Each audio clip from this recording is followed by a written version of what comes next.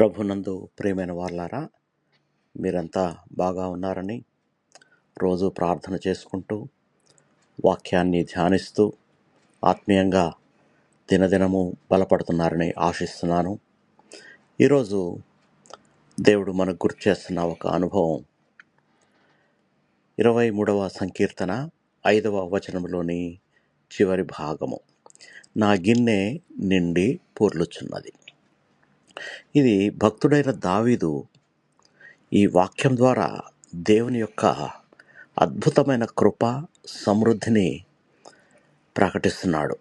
మన జీవితంలో శత్రువులున్నా, కష్టాలు వచ్చినా దేవుడు మన కొరకు వారి ముందు భోజనం సిద్ధపరుస్తాడు. అంటే మనకు అవసరమైన దానిని మాత్రమే కాకుండా మనం ఊహించనంత సమృద్ధిగా ఇస్తాడు. నా గిన్నె నిండి పొర్లుచున్నది అంటే దేవుని ఆశీర్వాదాలకి ఒక పరిమితి అంటూ లేదు. అది మనం ఊహించే దానిని మించి నింపి చుట్టుపక్కల వారికి కూడా మన ద్వారా ఆశీర్వాదము బయలుదేరుతుంది.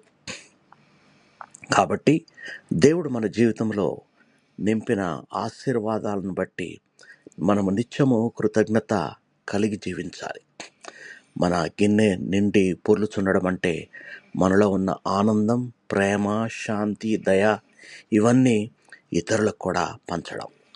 ప్రార్థన చేసుకుందాం.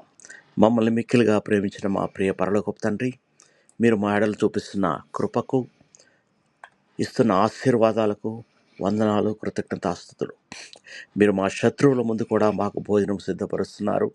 మా గిన్నె నిండి పొర్లుచుండునట్లు నాయన మమ్మల్ని ఆశీర్వదిస్తున్నందుకు మీకు వందనాలు తండ్రి. ఆ జీవితము ఇతరులకు ఆశీర్వాదంగా, దీవెనకరంగా ఉన్నట్లు మమ్మల్ని ఉపయోగించమని అడుగుతున్నాం తండ్రి. మీరు ఇచ్చే సమాధానం, కృప మా హృదయంలో ఎల్లప్పుడూ నిండిపోవునట్లు చేయండి. మా ప్రభువు రక్షకుడైన యేసుక్రీస్తు నామములో ప్రార్థించి వేడుకొనుచున్నాము తండ్రి. ఆమేన్. ప్రియులారా, మీకు ఎవరికన్నా ప్రార్థన అవసరత ఉంటే నా వాట్సాప్ నెంబర్ ఇవ్వబడింది. మీరు నాకు మెసేజ్ చేయొచ్చు, ఫోన్ చేయొచ్చు. నేను మీ గురించి ప్రత్యేకంగా ప్రార్థిస్తాను. God bless you all.